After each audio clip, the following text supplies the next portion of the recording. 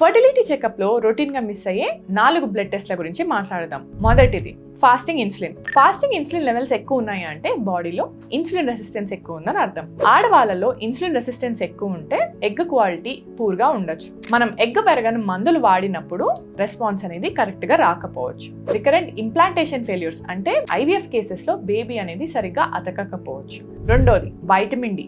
Vitamin D అనేది చాలా important. So vitamin D తక్కువ ఉంటే ఓవ్యులేటరీ డిస్ఫంక్షన్స్ అంటే ఓవ్యులేషన్ కరెక్ట్ గా అవ్వకపోవచ్చు. మేల్ పార్ట్నర్స్ లో ఎస్పెషల్లీ DNA ఫ్రాగ్మెంటేషన్ ఇండెక్స్ అనేది పెరగచ్చు. వైటమిన్ డి అబ్జార్ప్షన్ కోసం మనము కాల్షియం, మెగ్నీషియం అలాగే సన్ ఎక్స్పోజర్ కూడా చాలా ఇంపార్టెంట్. మూడోది thyroid. Thyroid normal levels lab రిపోర్ట్లలో మనకి TSH 4.5 ఇంటర్నేషనల్ యూనిట్స్ అంటారు. కానీ అది ప్రెగ్నెన్సీ ప్లానింగ్ చేసుకునేటప్పుడు 2.5 ఇంటర్నేషనల్ యూనిట్స్ కంటే తక్కువ ఉంచుకోవాలి. థైరాయిడ్ లెవెల్స్ సబాప్టిమల్ ఉండడం వల్ల ఇంప్లాంటేషన్ ఫెయిల్యూర్స్ కానివ్వండి, మిస్క్యారేజ్ రేట్ అనేది ఎక్కువ ఉంటుంది.